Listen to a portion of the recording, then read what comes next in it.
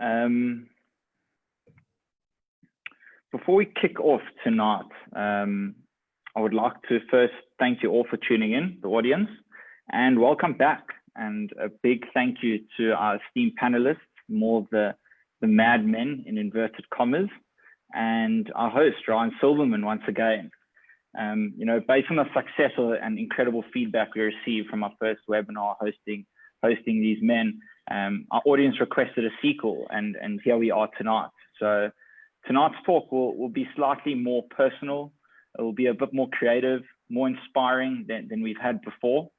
And we have the privilege of hearing the inside scoop, some unique stories and memories, as well as the meaning behind some of the most profound pieces of work that's done by these exceptional men. We're not only going to have the fortune of listening to and hearing these men's views, but we'll be able to watch some of their most influential and exceptional ads, which I'm sure we have all witnessed in our past and have impacted our lives in some way or another. On that note, I hope that tonight's discussion gives the audience some light-hearted sense of creativity and motivation to inspire us in this crazy world we call home. I know it's not necessary, as I'm sure you're all familiar, as well as you have come back to this webinar, but I'll just provide a short introduction to our hosts and panelists and then hand over to you, Ryan. Our host, Louis Ryan Gavin Silverman. has been removed. Get Louis Gavin back on. We're just waiting for Louis to get back on, but I'll continue in the meanwhile. Our host, Ryan Silverman, is an industrial engineer and 2014 Jewish Entrepreneur of the Year. He's currently the CEO of Webfluential, which is an influencer marketing platform which reaches over 1.6 billion people. And then to hand over to our panelists, firstly, we have Mark Chalette. Mark is the founding partner of Network BBDO and the founder and chairman of the Mel Foundation. He began his career as a failing rock musician, as he proclaimed, and he co-founded Network, the first new agency in the New Democratic of South Africa in April 1994. Secondly, we have Brett Morris. Brett is the Group Chief Executive Officer of FSB Africa Nahana Communications Group. Under Brett's leadership, FSB won more awards than ever in its 90-year history, including SA's first Cannes Grand Prix and One Show Best of Show. He's been voted by his peers as the most admired agency leader in Johannesburg 5 years in a row. We then have Louis Gavin. Louis is the Chief Creative Officer and founding partner of the well-known Open Collaboration and TBWA Gavin Reddy. Being in the industry for more than 20 years, Louis has worked with some top brands, including Standard Bank, BMW, Jamison, SABC, and many more. As I'm sure you're all looking forward to tonight's talk, if any of our viewers have any questions, for any of our panelists, please post them in the Q&A Q&A box on the top of your screen, and Ryan will do the best to get to them all. Once again, thank you all for your time, and over to you, Ryan. Thanks a lot. Firstly, thanks again to Chabad, Rabbi Masinta, Hilly, and Ryan, and our sponsors for making this evening possible. And welcome back to our panel. It's really exciting to have you back. We had a really good feedback from our last chat just over a month ago. So really looking forward to seeing what we can do tonight. So let's jump right into it. We're still waiting for one of our panelists to join. So he'll join in a little bit later and we'll get back to him. But the topic tonight is, COVID, creativity and COVID. And people expect that brands and businesses add value to society beyond what they sell, which is why many are now emphasizing purpose over products and actions over ads. So that's even become more important in today's time. So, brands and purpose. We're going to explore, the history of, how this came about. But I think maybe to start, I'm going to ask Ryan to jump into an ad that Mike created a couple of years back. So maybe while Ryan starts to get the ad ready, Mike, maybe talk us through your this particular ad, the brand, that's behind it, and what actually happened. Okay, well, let me first unmute. We'll take that off. Yeah, I think, this is a perfect example. It's a couple of years back, but I guess it shows where you can actually find that crossroads where creativity meets the brand, meets the community. And it just shows where an idea can go beyond just talking at you, and it can actually do something. And it's funny, when you watch it now, this is a couple of years back, you'll probably nod and go, oh, well, it seems quite an obvious, simple idea. And sometimes the best ideas are. But for me, what was so interesting was at the time, everyone loved the idea, but nobody actually wanted to do it because it wasn't conventional media. It wasn't a bought media in a easily accessible area. This is in the townships. It wasn't a commercial channel like television or radio. And this was a solar panel billboard. And it came from a platform. We just launched a slogan, make things happen, which a bank, and this is for Nedbank, and any bank, if you think about it, is an enabler. A bank really does make things happen. And they needed to reach much broader markets than they were. And we wanted to talk to people in the townships. And we thought, why just talk it? Why not actually walk your talk and literally make things happen? And you'll see when the movie plays out, what this ad does is it actually creates power. It's a solar panel billboard, and it facilitates, channels power to a school in Alex Township, and it powers the kitchen, which feeds the kids. And there's 1,200 meals a day happening every day through this billboard. And the bank had to pay the school, and we had to dig the foundation for the billboard because none of the media houses actually had billboards in the township at that stage. So there was a lot of elements there that were stacked against us. And maybe I'll just talk a bit more after it happens, but I think what was amazing here was we just didn't give up. We kept going back and saying, this idea, and everyone said, yeah, it's a cool idea, but we bought all this other media. We've got TV, there's no place in our schedule for this. And I think for me, the takeout for people listening or out there is like, don't give up, don't stop. When an idea is fresh and new, you have to push. There's no logic that's going to sell it. There's just passion and heart and never giving up. And eventually we sold it to the CEO, Tom Boardman. Fortunately came to a meeting, and we kept getting battered back in all the good, solid marketing meetings. And we went back again and again and again. And this idea we just believed in because it was going to make a difference to people. Every day this ad's working and providing meals and making a difference and making things happen. And then, lo and behold, it even won a Grand Prix for the best outdoor ad in the world it can, recognized by the rest of the world. So we were stumbling around, working hard on an idea we really believed in, but it actually inspired the rest of the world. And I think this, for me, is the exciting thing for South Africans, is to know that there's ingenuity out there in our townships, in our streets, and we can use technology, we can use the sun, and we can change paradigms. But you just can't give up. Anyway, I've spoken enough. Let's see. Excuse the quality. It's an old film.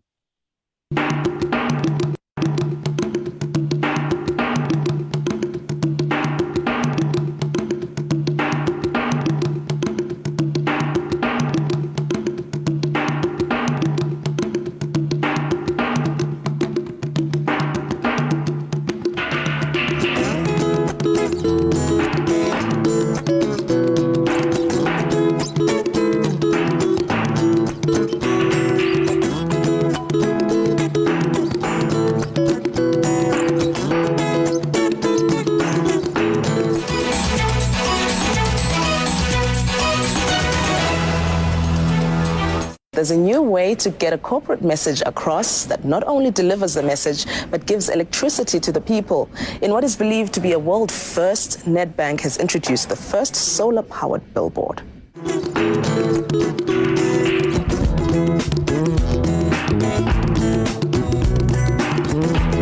as a first for South Africa, as well as considered a world first, billboard advertising that generates more than advertising revenue. Nedbank came up with a solar-powered board that supplies energy to the school in whose ground it stands. But it's got solar panels rigged at the top of the board. And those panels generate electricity, which in turn feeds a kitchen that serves 1,100 hot meals a day.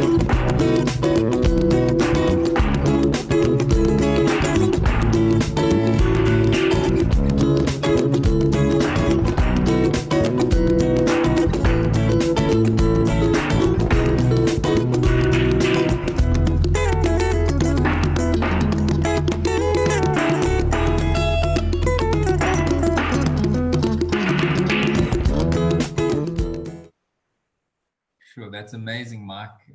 Truly, truly amazing. What year was that, by the way? That was 2005, I think. 2005. Jeez, I have to rattle the old. And did you land up doing multiple billboards? Because I seem to remember the solar panels, you know, in quite a few locations after the original one. Yeah, what was great is that set off a whole solar campaign. I mean, you might remember they did a whole lot of solar robots and streetlights in Sandton.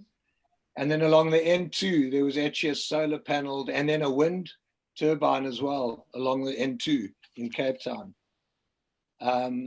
Yeah, because our big ambition was not just to do one and to actually set a campaign up to try to change the way people think about doing billboards. And actually, I think, you know, in terms of the whole purpose-led idea of this meeting now tonight is for people to understand that you can do an ad that does the work of the ad, but at the same time, you can get that duality of making a difference to people or community. And that's why we talk about acts, not ads. Your ad now, especially you think about a period now like COVID, you almost have more of a responsibility where you can to try change things with some action attached to it. So what can you do with this idea that makes some waves and actually does something, leaves something in its wake that's a bit more permanent than just a smile or someone buying something one-off or seeing a beautiful picture? I love that. I think, Brett, let's move on to you. So I think you've also got a very interesting billboard ad to share with us, which we'll get to in a little bit. But maybe before we get there, talk to us a little bit about purpose over products. I like what Mike was saying there, that, you know, ads can't just be ads anymore, but they really need to make a difference. So give us your thoughts around, you know, what has led us to this point, and then we can maybe have a look at your ad. Yeah, absolutely. I mean, maybe just to say that, you know, as Mike says, that might seem like a simple idea now, but in its time, it kind of set the precedent for a lot of work for many years to come. It was kind of a groundbreaking piece of work, which is obviously why it was recognized to the level that it was. And I suppose, you know, even before something like COVID struck, there's always been a kind of a move for people to expect more from businesses than just selling stuff. And it's interesting because this shift has happened that, you know, if you ask people, I won't get the numbers exactly right, but 10 years ago, people thought governments had the ability and the power to change, and they trusted governments to do so. And brands were thought to be superficial, and businesses couldn't make change. And what's happened now over the last 10 years is that's completely, the inverse is true now. So people believe in brands and businesses that they have the power to effect change. And that's completely swung. So 80% of people now believe this, and less belief in governments to do so for obvious reasons. And I think part of the work that's happened, and that billboard dating 15 years back, it's kind of a self-fulfilling prophecy in a way, because the creative community creating that kind of work made people realize that there is an opportunity to change. And I think that's inspired literally a generation of creatives to do more of that kind of stuff. But also people, as I say, expect brands now to do more of that kind of work. It's almost like you vote with your wallet. You have the opportunity to support brands that are making a difference in the world, as opposed to just selling stuff. And I think that change has been a long time coming, but it's kind of accelerated to an extent by COVID. So just wanted to acknowledge that piece of work in particular, and many more that Mark and his team have done for kind of paving the way. And this, I suppose, is kind of a distant cousin of that idea. You'll see when you see the piece of work, but it's to talk about the Corolla, and it's you know, the majority of Corollas were manufactured in KwaZulu-Natal and KZN, and it's the most popular passenger car in the world. And the client wanted to do a campaign to recognize that fact. And the simple answer obviously would have been, let's put an ad out that says the Corolla is the most popular car in the world. It's a pretty compelling message, right? But then what happened was the theme for the campaign became this idea of, well, what if we said thank you to KwaZulu-Natal with a Zulu love letter? And it was sort of a theme. And then we thought, well, what if we actually created Zulu love letters?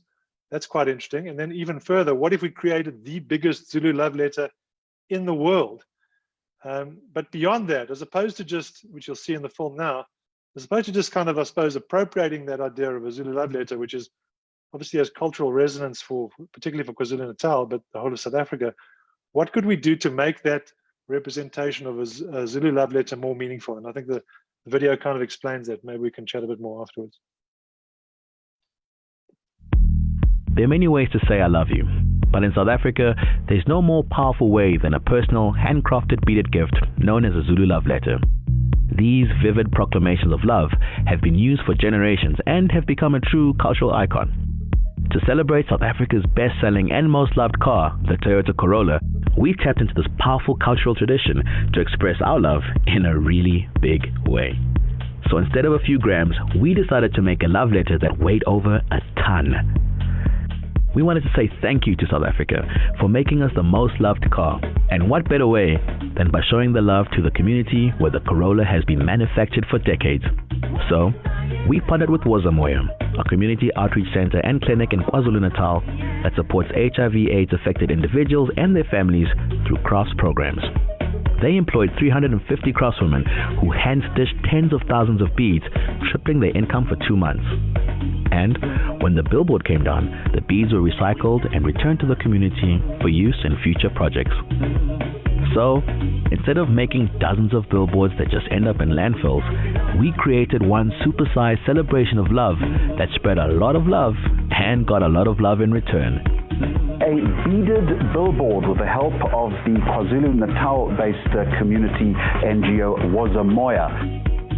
That's a ton of beads returning the love for months to come. Corolla, love driving. Sure, Brett, I love the idea of almost turning it into a bit of a business, you know, and enabling the community that surrounds.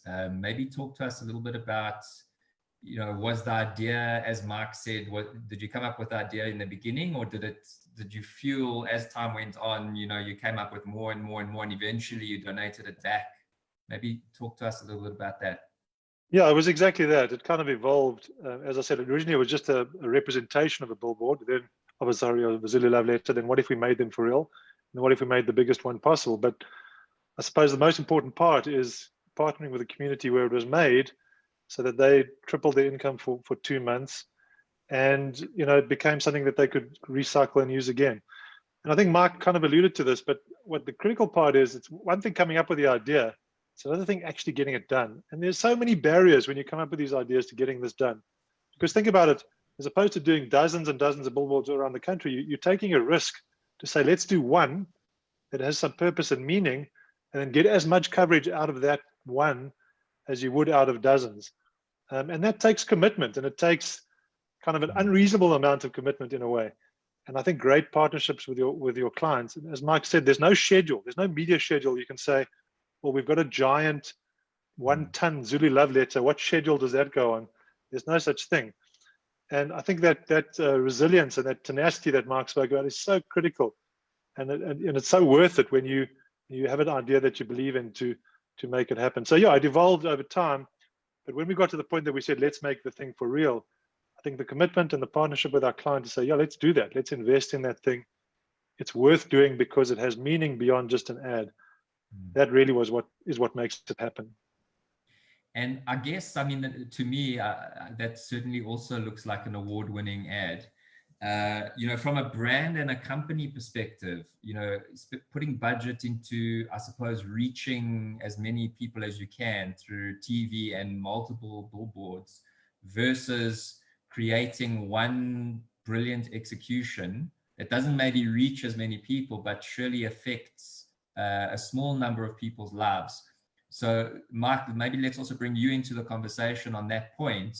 Let's talk about, you know, as a brand, that sense of responsibility, because it's a hard decision to make, right? So I've got a budget. I want to reach as many people as possible to attract new customers, versus really making a difference. So how does one decide to go one way or the other, or can you do both?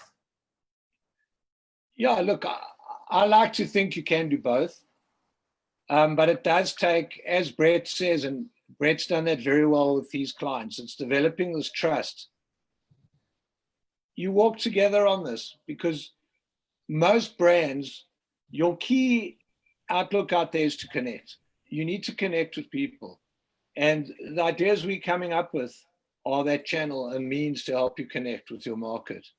And every brand wants to connect, whether it's to make their brand more distinct, or to sell more products, or to actually make a difference through their own services. And if you can connect with, can be a small idea, but it has these waves of change that really happen, or PR, or things that happen that come out of that idea. But anything that starts creating a connection, that's the momentum that you take forward as a brand. But again, you can't do it all the time. So I think it's a balance. You need to keep looking at what is the brand about, what is their consumer about, what is that connection between them, and then try to find a relevance. And I think that's what we're always looking, because there's actually no wrong idea or even right idea. There's just a relevant idea or an irrelevant idea as to what is the tone.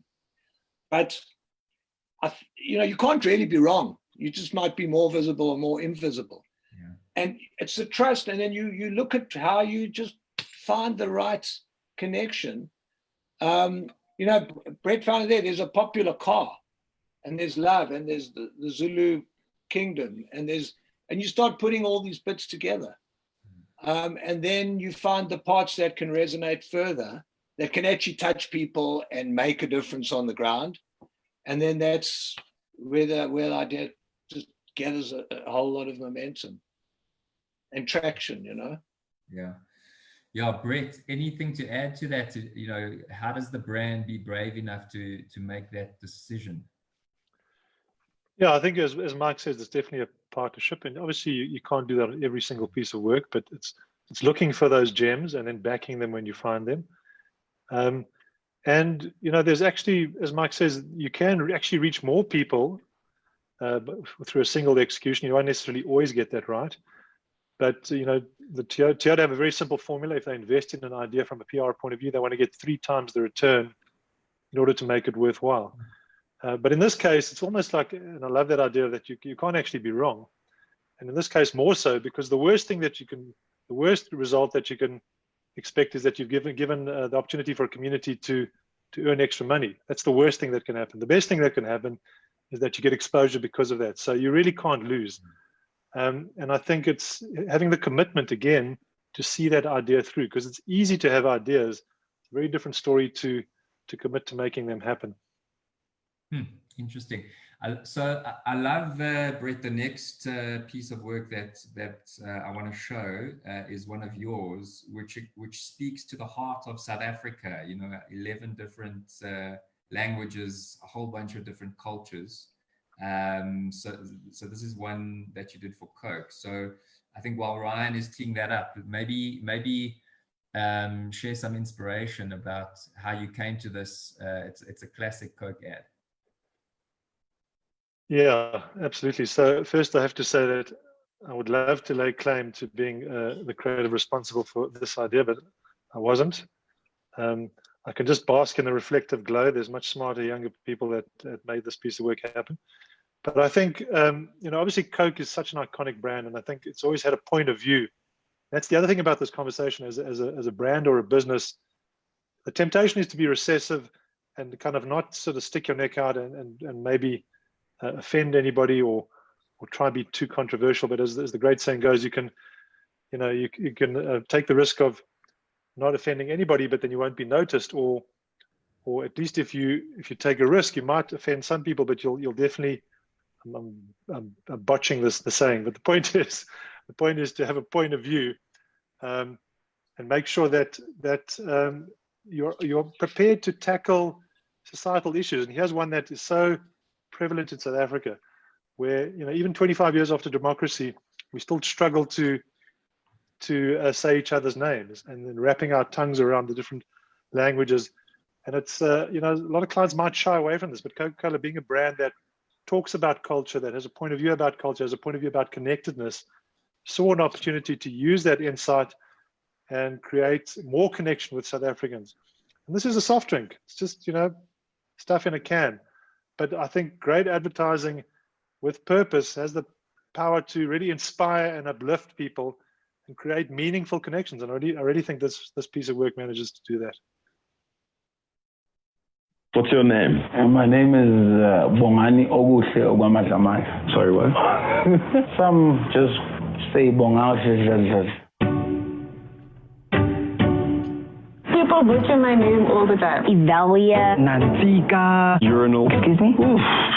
It gets tiring. I am Polisa. Kolisi. Polisa. Mona Lisa.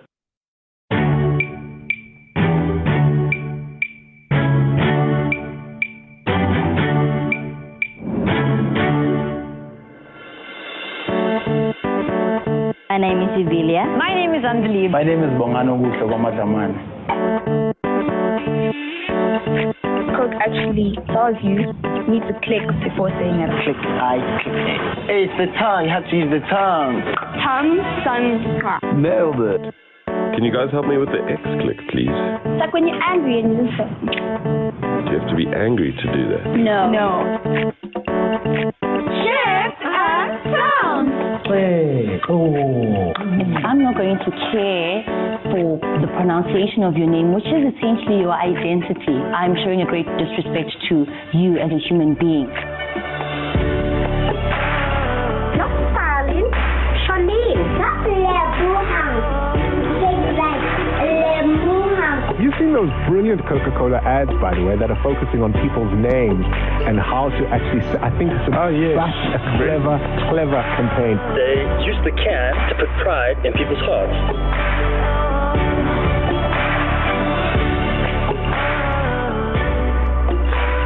My name's Aaron. My name is Kyle. My name is Poppy. Share How do you pronounce Ivilia? India. Stop it.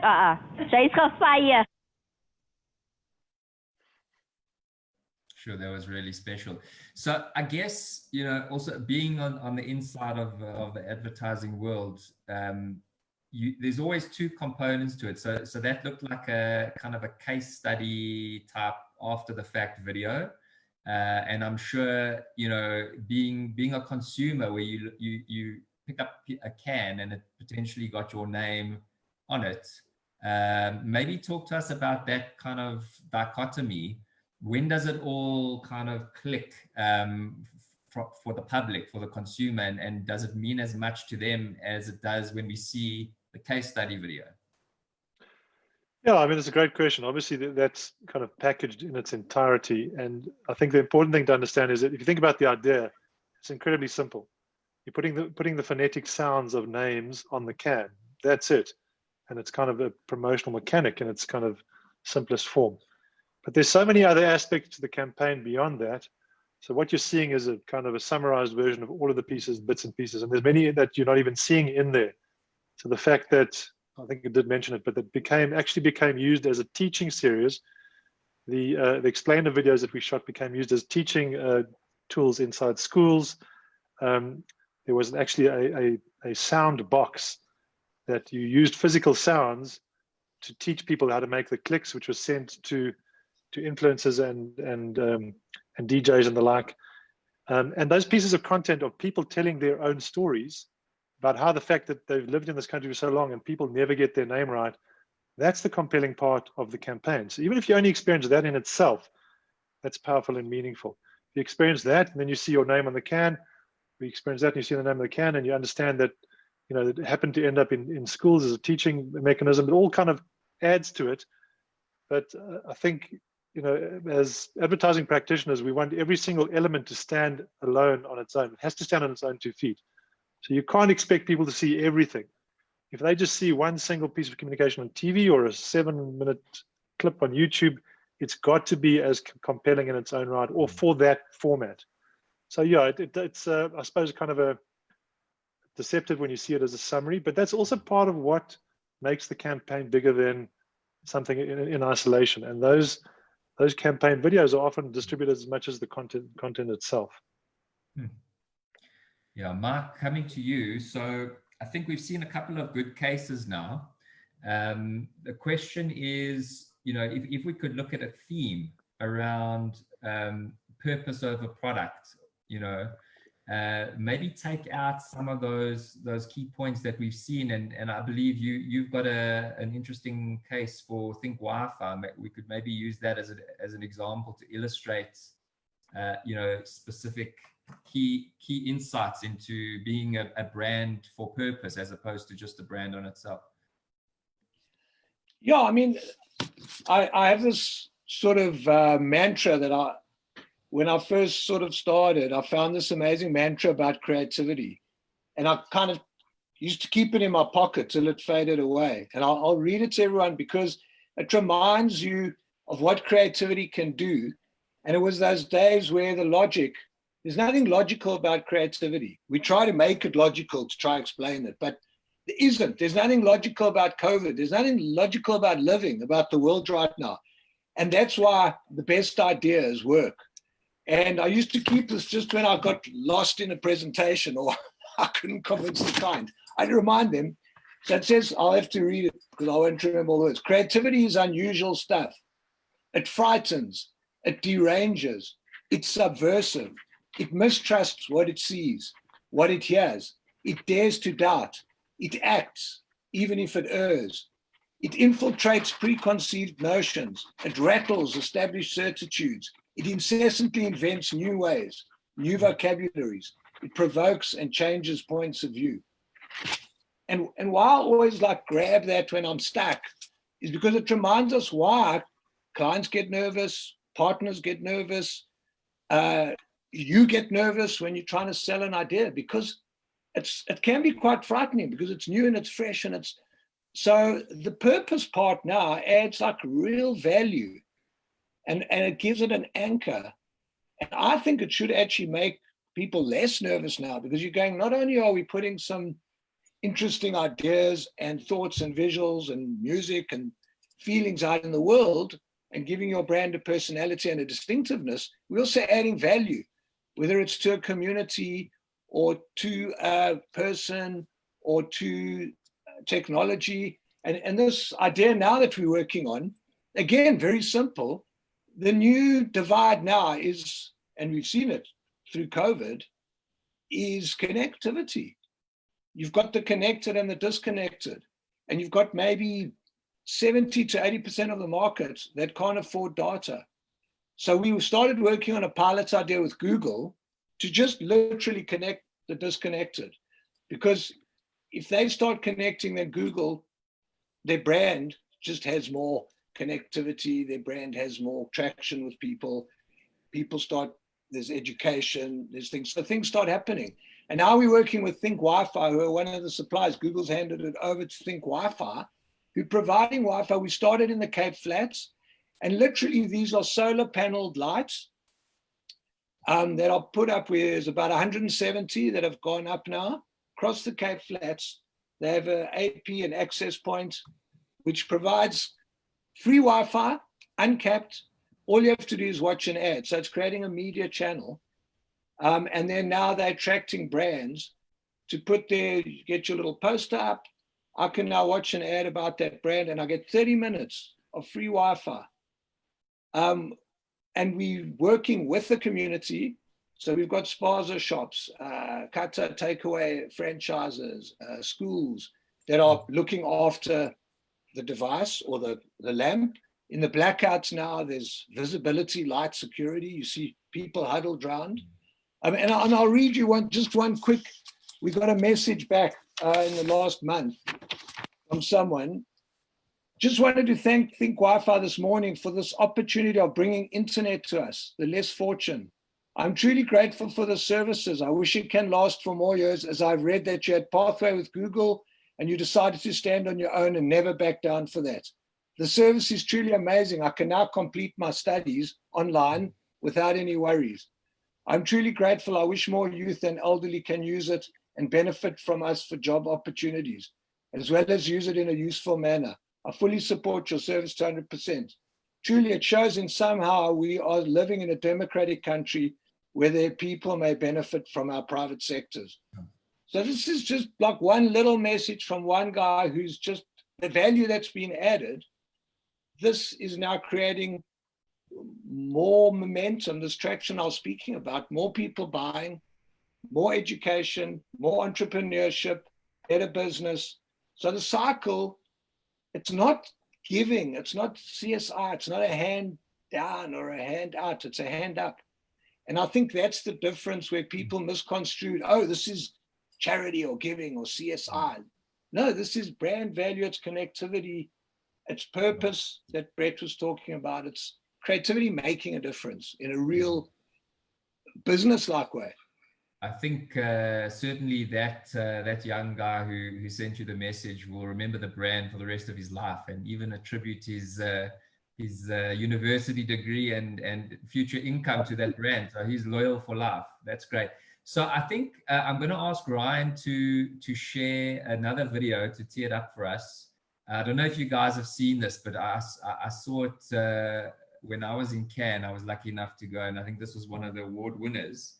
I thought this is a great place to bring it in. So I'll ask you guys a question, which is, as a smaller business. So what we've been talking about now are really, these are big brands with massive budgets to make real impact. So how can a smaller guy become a brand for purpose? And I think we'll watch the video now. It'll give us one view of it, but maybe we'll come back to that question after the video.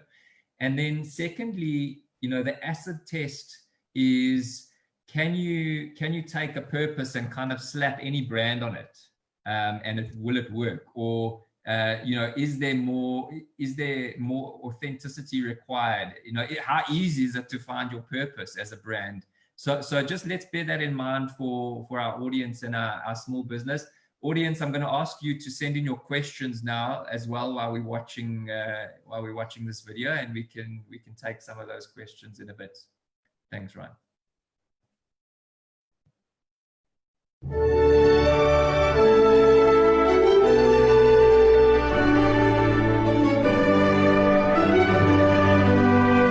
Ubrew is an independent craft brewery based in London. The problem is that their beers have to compete against the big boys of the industry and their huge advertising budgets. So how could they stand a fair chance against the competition? With a really very smart name. Responsibly, the beer all the other beers ask you to drink. We brewed and launched Responsibly, a real beer brand with a low alcohol content. But this time, the big boys were paying for our advertising campaign. So kind of them. So we wanted to thank them for the ads. Hello there. My name is Jeremiah Barney from Ubrew. Thank you, other beer brands, for believing in us and for being so generous to advertise our beer for free. Also for the digital campaign they were doing for us.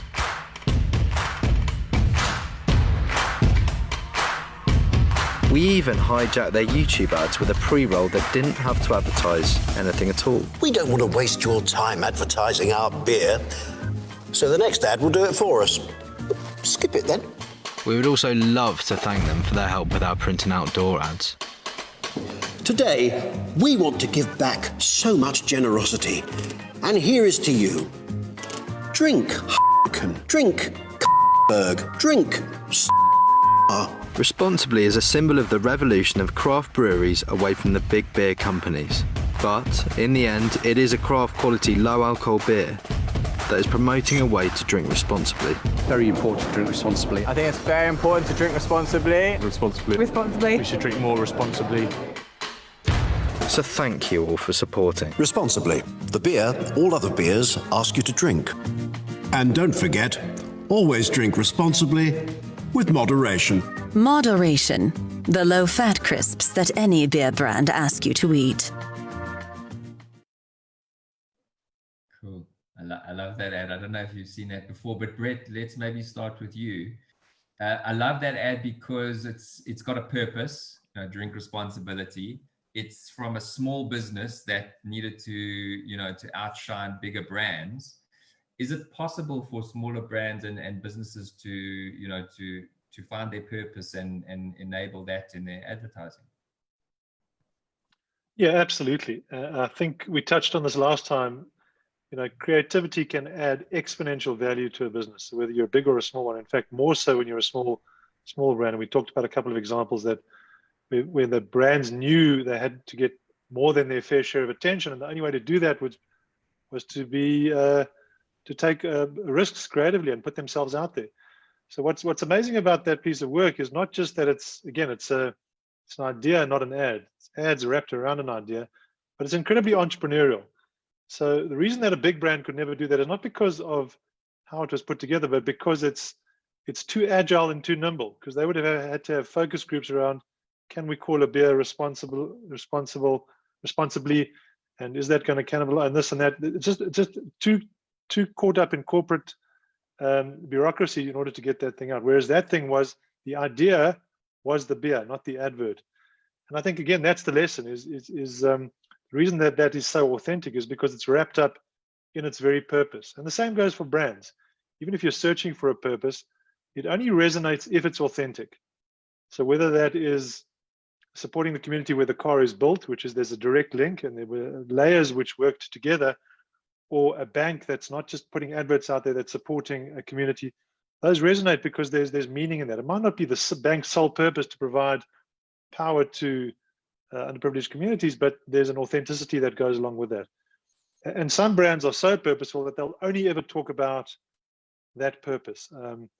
So I think there's an opportunity, no matter what size of business, for you to make that connection, but it has to be purposeful. If you try to do that inauthentically, and many have done so, you'll get caught out and you'll get found out and you'll get punished doubly for trying to kind of appropriate something which is inauthentic. So I think as long as it is kind of true to the core of the brand, it'll resonate, is the short answer. You're on mute, right? Sorry, I forgot to wear my mask. Thanks.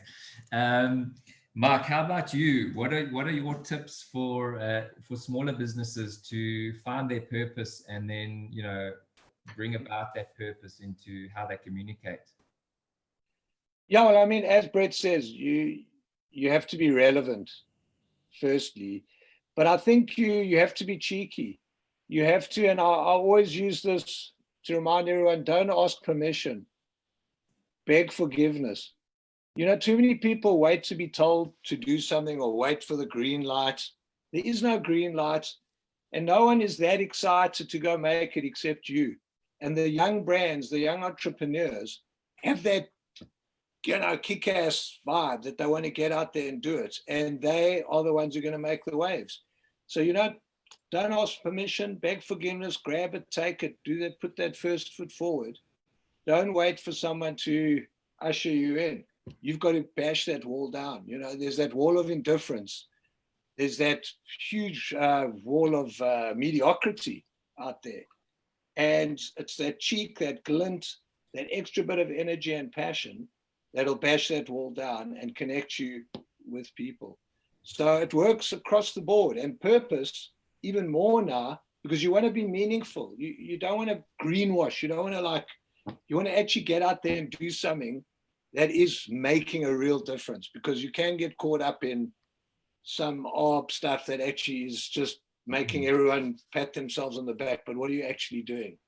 And you have to, keep measuring and keep watching, like, what are you actually doing? But keep looking back at who you stand for, what your brand stands for, who your market is, so you can represent the market, make it useful, make it heartfelt, and don't be afraid to take risks. Because the biggest risk is not taking one. Yeah, completely. Do you think in South Africa, I mean, we particularly motivated to do these kind of things with CSR and you know, different points that we could apply on our scorecard. So do you think that's kind of cultivated this type of thinking? Does it enable, you know, businesses to go beyond to actually make a difference, or do you not think it's actually made much difference? Look, my worry is that it's been put in a box, and there's this little box, shiny box, that goes CSR, BEE, marketing, product. And I think we've got to bash, as I was talking about, I love breaking things. So bash those walls down, because right now you've got less budget, you've got less time. You actually need to take all your resources and actually stop, like, push down those barriers. They are all barriers. And we should start looking at, you should look at, okay, where can I make a difference? I can communicate, I can market, and I can do CSR at the same time. I can add value, but through my brand, by being true to my brand, I don't have to wait. I mean, Unilever do it really well. You know, they don't just sell a soap and then add some other CSR. The soap is the CSR. And the same way there, you know, Coke were doing something. Yes, it's a refreshment brand. It's not even a purpose-led brand, but there they were tackling an issue in South Africa in a more light-hearted way, but it's a very real thing. So I think, yeah, just stop adding more barriers. Even now, you know, we need to break them down and actually get out there and use all the resources we have, because we have less resource now. So let's take everything we have, put it together, and we can be stronger that way. Yeah. Brett, anything to add there?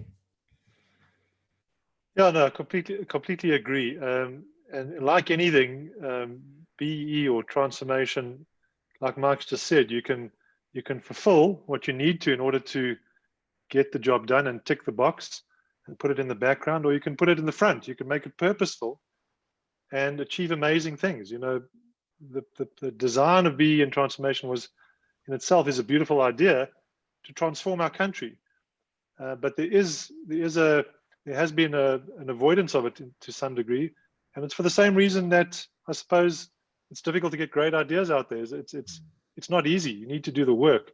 So you're absolutely, we've been given a gift in a sense, in that we've got this legislation that says we have to transform this country. What do we want South Africa Inc. to look like in 5 years' time? What kind of country do we want our children to grow up in? A transformed one, one where there's the most progressive democracy in the world. And yes, we've had some speed bumps along the way, no doubt. But the idea of BE is there, as I say, a gift for us to get that journey right. And you can ignore it and stick it in a box, as Mark says, and constrain it, or you can make it the thing that's going to make you successful as a business. And I think that nobody has a future unless we do the latter. Yeah. Okay, I'm gonna move on. I'm gonna ask Ryan to tee up the last ad that we'll play tonight. This is one of my favorites by a company called Always. And I think maybe to end off, I'll ask you guys the question now. We can come back after the ad and answer it. But what I love about this ad is it's actually got nothing to do with the product. I think that's one of the key themes, that, you know, the purpose goes way beyond the product, which is really what tonight's talk is about. And it stands for something which is emotional, something which means so much to a particular set of people that, you know, I think this is a perfect demonstration of that insight. So Ryan, let's play this ad.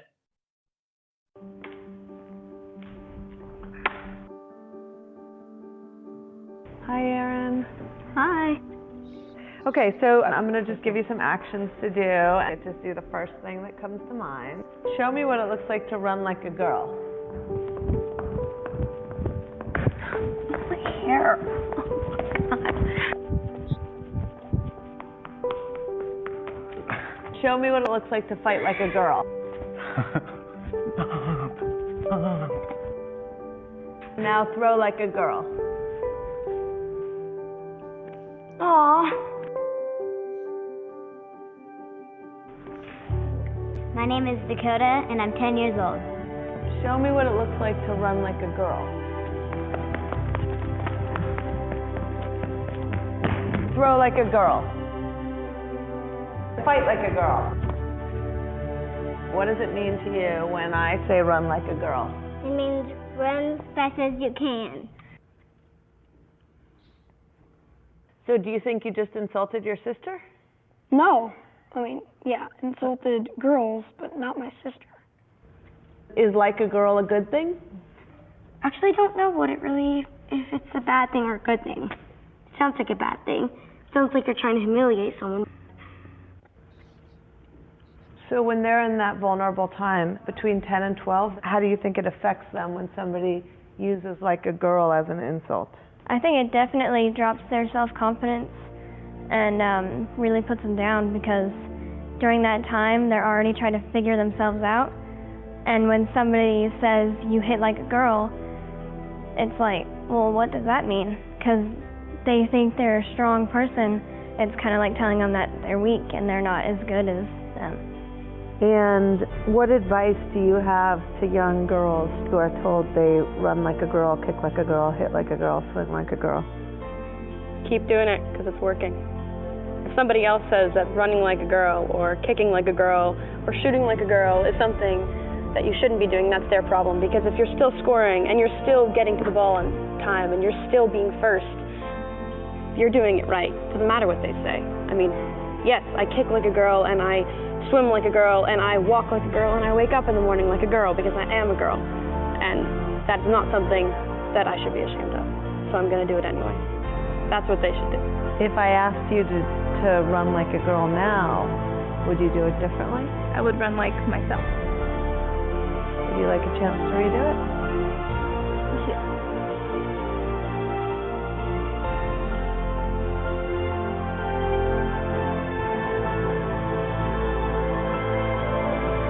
Why can't run like a girl also mean win the race?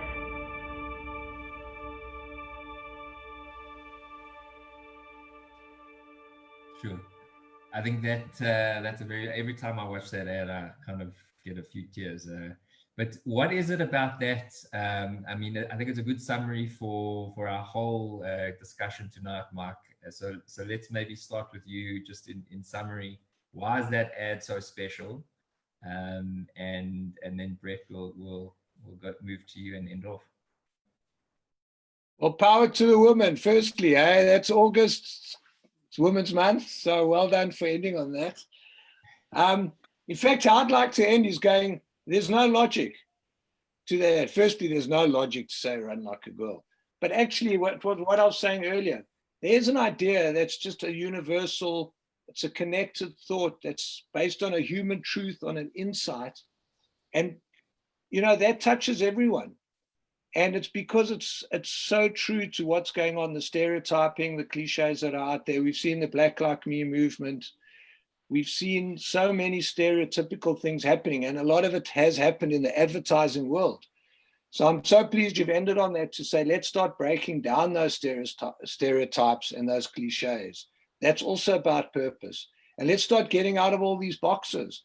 And I think what COVID has maybe taught us and clapped us on the slap on the side of the head is that actually you don't know what's going to happen tomorrow. And actually the world doesn't make sense. But let's have some fun while we're at it and make some sense and add some value and connect. And we're all human beings. And that's all we should look at, the humanity within us. And that's what that does so well. So always, let's do that. Beautiful. Thanks for sharing. Brett, what are your thoughts in summary? Yeah, it's an incredibly powerful campaign. I'm with you. It's one of my favorites. And I suppose, you know, again, it kind of talks to all the things we've spoken about tonight. It's about having a point of view, and as a brand standing for something more than just selling a product. And it is kind of wrapped in, you know, part of what the brand is about is giving young women confidence and helping them transition into womanhood. And what better way to demonstrate that than to completely debunk this kind of horrible stereotype and get people to realize that it's not okay to say that, but it takes a brave brand to stand up and have that point of view. And yeah, I think it's incredibly powerful, and I would imagine changed lives, not just for young women who experience it as a product, but also for people who watch that. And certainly I watch that. I would never, ever, perpetuate that stereotype ever again. If I was ever in danger of doing it, there's no chance I'm ever going to do it after seeing that. So it's so incredibly powerful. And yeah, I don't think you get a better example of a purposeful ad, whether it's, the brand's sole purpose or not. It's just so powerful, you can't ignore it. And I don't think the production value of that wasn't very expensive either. It was just just the simple truth, which was beautiful. Yeah, exactly. It's basically like demonstrating a social experiment in the most simple way you can. Thanks, gents. Well, once again, thank you so much. It's been really exciting. Hopefully Louis will be able to join us next time. But I love chatting to you, and maybe we can do it again. So I'll mute myself. Same here. Thanks, Ryan. Thank you. Ryan, to end off. Thanks. Great. Thanks, Ryan. I just did the unmute, but I didn't actually get the mask myself. So still waiting for that, Rabah. But thank you, Ryan, for facilitating this brilliant panel. It's been truly light-hearted and powerful discussion that we've had the fortune. We really appreciate your time and your ongoing excellent facilitation. Unfortunately, Louis had some technical difficulties, but we'll definitely get him up and running for the next event. But what an incredible event organized again by the young drivers and made possible by our sponsors. Tonight's topic was creativity with a conscious. We truly learned that brands hold a purpose, that they can install a change as well as the intention can be more valuable than the product itself. Tonight's esteemed guests have provided us with their first-hand views of their unique experiences, their stories, and the meanings behind some of South Africa's most powerful ads, as well as their interpretations of some unique ads themselves. We hope that we've left you with a sense of perspective and how the lens looks through their eyes, as well as provided you with encouragement and inspiration to continue adapting and being creative in our ever-changing economy. On that note, a huge thank you to you, Brett, to you, Mark, and to you, Louis, who's sitting at home, for your time this evening, your creative insights, and for sharing us with your brilliant work, your stories behind them, coupled with your invaluable lessons during these challenging times. We really do appreciate it, and I hope you enjoy it. Lastly, thank you for the audience. Sorry for making it slightly delayed and over the 9 o'clock mark, but thank you for your attendance, and I hope you enjoyed this evening and left you feeling inspired and more creative. Stay safe and stay tuned for upcoming talks, and thank you and have a great Tuesday and an awesome week. All the best.